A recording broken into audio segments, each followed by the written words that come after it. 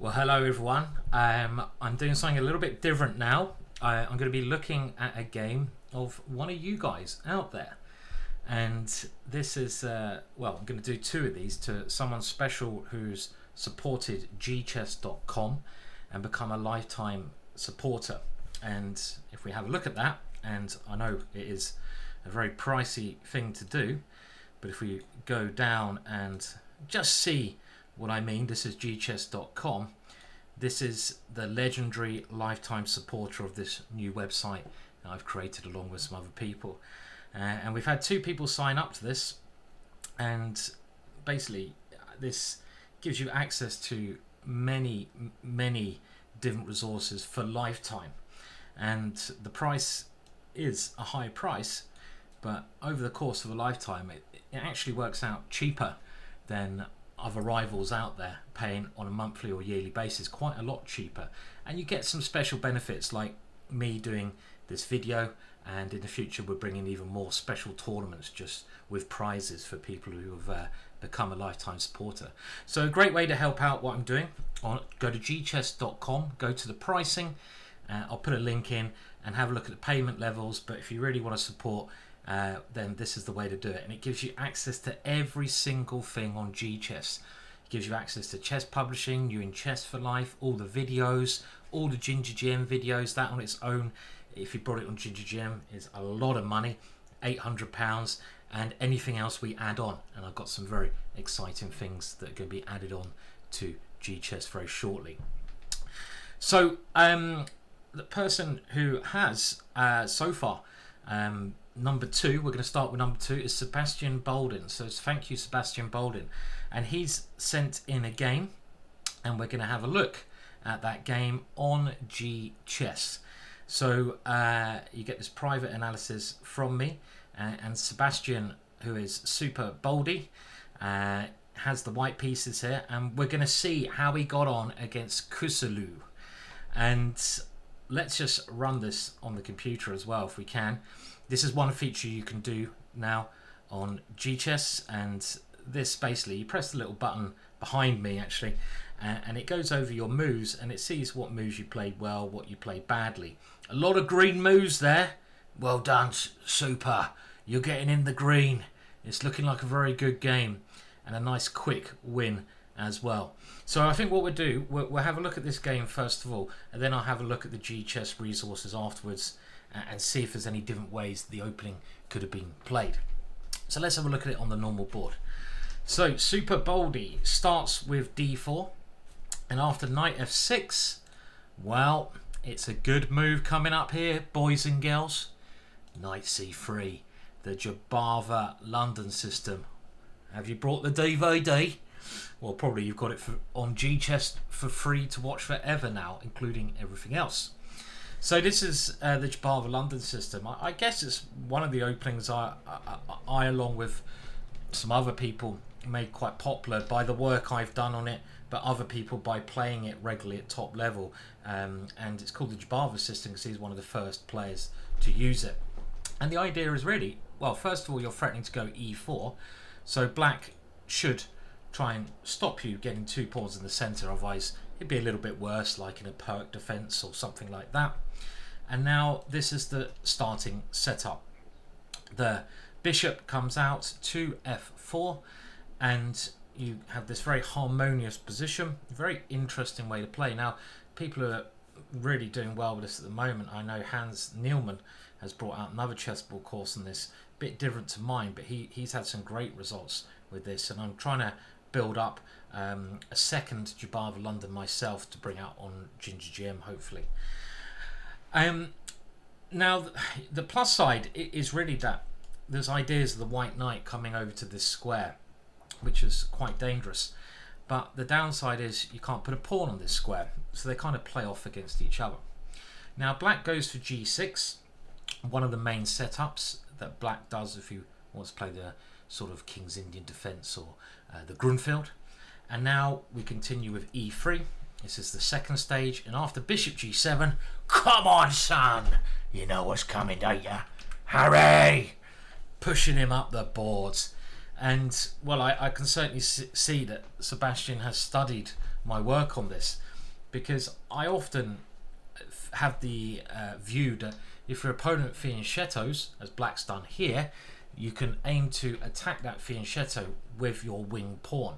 And this is just the basic concept of this Harry attack, attacking a fianchettoed position with the pawn, because you can try to open things up or cramp him by pushing on. So this is something worth remembering as a strategy. Now black's got to think how to deal with this move, and black can block it. Black can do what he did in the game, castles. And of course now Super Boldy goes on h5, a very good move, still in my Jobava London course. And if we go to the GChess screen, which shows you basically the whole of GChess here, you will see that you have all these resources on this position. So if you are that lifetime supporter, you get the GingerGM videos linked into this position, YouTube videos. You get that actually for free, even if you want to try the site out for free, and lots of other information. And this move is very dangerous, and already black has to be very careful here. Now black plays c6, which is a bit of a mistake. It's a bit too passive. The move that black needs to play is c5 at some point to create counterplay. It should also be noted that knight takes h5, in my opinion, is just a very bad move. And I'm actually now going to just turn on one thing we do have, which is, again, I know very popular with all of you guys who are trying to do some serious work on GChess, is our computer assessments.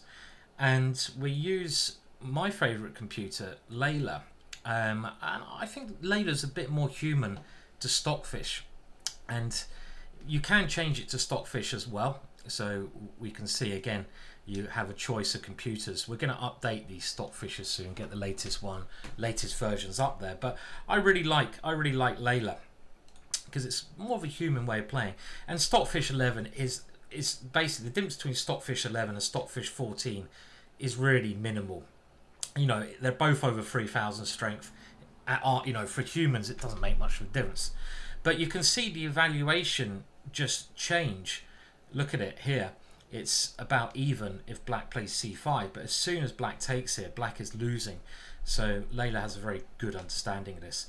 But another thing we have used here, this is not actually Layla, what we've done on GChess, we've spent a lot of money going through our whole encyclopedia, which you get for subscribing monthly, $9.99. You get all of our encyclopedia work, and we run a computer very deeply for 5 to 10 minutes on every single position with a neural network in our encyclopedia to give you the best computer analysis you could possibly hope for. So it says depth 28th, but in reality it's actually even deeper than that. And the point is here, we can now sacrifice on h5, and the queen comes in with a monstrous attack. The bishop will try to come out, the knight will come out, you'll eventually castle, and everything is looking horrible for black. He's exchange up, but it doesn't matter if you get checkmated. So I know Sebastian must have been well aware of this, and I'm sure he's having a lot of fun at the moment. So now c6 played, a bit slow, and here Sebastian decides to open up the h-file.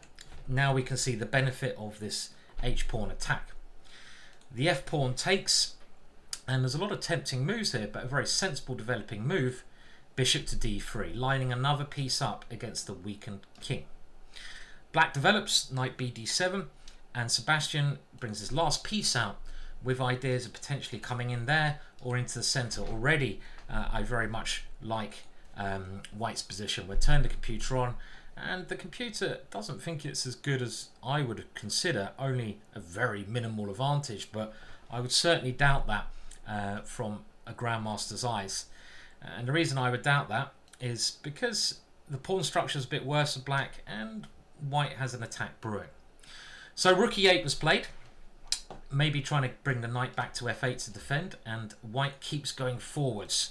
This is the way to play. In we go. Knight to e5. Black takes that one, and now bishop takes, and here we can see everything is starting to point the right way. Now black's next move is actually a big mistake, but it's quite hard to find an idea for black here. Maybe black should be thinking of playing b5, b4, but that's not that scary. Knight d7 is a mistake because you're actually swapping off one of the main defenders of your king. You shouldn't be swapping off pieces around your king when it's a little bit naked. The king needs its clothes. I mean, you know, even if, let's say Prince Harry started walking around with no clothes on, even Prince Harry might get arrested. Probably wouldn't actually, would he? But it would be very, very strange, and it would be plastered all over the tabloids. And do you really want to see that? Well, I know some of you are a little bit sick and you probably would, but in general, no, we don't. So here, Sebastian plays great and he swaps this one off. Now, I love this next move. Yes, Sebastian, yes. And it's interesting to see that, well, checkmate ends the game, doesn't it? And this next move is a beauty. When your opponent's king has no protection, you look at the attacking pieces and you come in with as much strength as you can. And let's just see what our computer friend thinks. And our computer friend thinks that queen g4 is the way to go. But now it finds the move. So even Sebastian, he improves on the computer's initial thought. And sometimes what you need to do when you're running a computer to work, you need to let it run a little bit so you get the proper evaluation. And this is a fantastically brilliant move. Rook takes h7 check, demolishing the defense of black's king.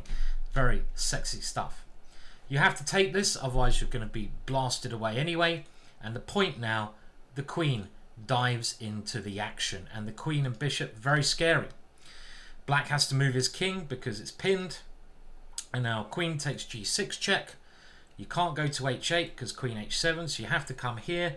And now, well, queen h6 check, trying to force the issue. I like this, playing with energy. The king comes up, and now the bishop dives in with check. The king can't go backwards because if it does, we have check and checkmate. So the king has to step forwards even more. And now look at this next move. This move is pure, a piece of pure art. Now, what is the best way to continue here? I mean, have a think about it. And any ideas? Well, let's put it on Layla. Well, Layla goes to the rather brutal, just bishop takes rook check. But the difference between humans and computers is that humans are artistes. And Sebastian certainly has that artistic flow going through his veins here. And he plays bishop to f5 check. And in actual fact, I think this is much stronger than Layla's move, his initial move. And you can see the evaluation going up, up and up. And what's better than winning a rook? Check bloody mate. All right. And this is really just a gorgeous, gorgeous way to finish the game. This has to be taken because if the king comes backwards, this is a crisscross checkmate. Stunning stuff. And after the king takes the bishop, that king, come on, put your clothes back on, Harry. You're going to get on the sex offenders list if you walk around without hanging out, aren't you? You might be the king, but you need to wear underpants. Yes. You won't be the king for long, will you, looking like that? Put some clothes on, man. And we just now keep the attack going. G4. And again, this is beautiful stuff because open lines is very important. And this has one idea of helping, well, with the rook coming in. So the king captures this one. And now f3 check. Let's just leave the computer running. And the computer changes its mind again, as we're going to see. Was there anything stronger than the move f3? Well, queen g6 is indicated as being even better here, but it doesn't matter because both moves are winning. And when you see one winning line, it doesn't really matter what winning line you play. But this one would have had the benefit of, well, if the king goes here, this is checkmate. And if the king goes to the h file, we can castle and our rook comes over to h1 with mate next move. But the game was also very strong, and f3 is also very artistic because you're giving up more pawns. Now the king decides to go back to f5, and this is something that Sebastian must have seen in advance. Now if it captures here, well, queen h3 is an immediate checkmate there. But what happens after king f5? Well, this is still a disaster for black because e4 check, and the attack continues. Pawn takes e4 check. The king comes back, and now, well, you've got an abundance of good moves here. Where do you move the king? Do you move it up because you need to get your rook in the game, get reinforcements in? You're not going to checkmate just for your queen. I might have gone for castle's queenside, but king e2 has the benefit, it does control f3, which means the black king can never come into that square. So in some respects, this is probably just the strongest move. The knight comes to e5, and now the crescendo, the cherry on the cake, the whiskey in the wine. Doesn't sound very nice. The shot in the beer. The pipe. The fire on the pipe. I'm making stuff up. Rook g1, checkmate. And a really nice game there by Sebastian, immortalising himself with what was a very memorable win in the Jobava London System. So well done, and a lovely choice to analyse for me here at GChess. Now, again, using the tools of GChess, you can sort of have a look at different things over here that pop up. So you've got a lot of my videos here. You can just look at the videos, and what we've done is create this intelligent search where you put any position on the board and you just get resources from that position. And this is not just YouTube videos, but from the GingerGM video selection. So when you obviously have the ultimate bundle, and again, if you look at the prices, well, I've already got it, but the ultimate bundle would be this, where you get all the resources, and that per year is something which I think is very affordable. Obviously, Sebastian's gone for the legendary supporter, which is great because it helps us build the system even better, and it will give benefits for a lifetime, and that will pay back in 5 years' time. He will get that all back, and we feel GChess is going to be the most powerful and best thing for learning chess out there. Now, if we go again, have a look at this position. One way you can use this tool, if you want to look at videos from this position, let's put a couple more moves on the board, shall we? Then you just go to view all videos, and you can see there's many different ones you can pick from. You have games. A lot of this is free, by the way. It's just if you want the premium material, you have to pay extra. If you sign up for $9.99 a month, you get the encyclopedia here, and this is incredibly powerful. This is what we created with Grandmasters, and this actually includes, if we click on it, my chessable courses. So you get the chessable courses that I've made if you just pay $9.99 a month, and you can click here and you can see you get all the chapters, and you can just read those chapters as you go along. Other things that are very good, I really recommend everyone tries the reports out here. This is something where you can link in the games you play in Blitz online, Leadchess, chess.com, and it will automatically find improvements for you, meaning you don't have to do a lot of work yourself. Automatic. It will just send you an email and say you should have played this in your Blitz games, you should have played this. We're spending a lot of time improving this as well. But thank you very much for supporting us, Sebastian. It really is so much appreciated, and you are the second person to sign up to GChess and become a legendary supporter. When this page gets longer, when people see the value, we'll have very special tournaments just for legendary supporters. But every help, with a young business is obviously appreciated. And even if you work out the finances, you compare it to updates you can get for other resources up there, it works out for a lifetime at a good price. You don't buy anything separate, you've got it all under one umbrella. So there you go. And I hope some of you will at least check out GChess. And again, if you don't have the money to buy this, totally understandable. Go and give it a go for free. I think you'll still find some very cool stuff. GChess.com. Descriptions below if you want to have a look. And please do, check it out. Cheers.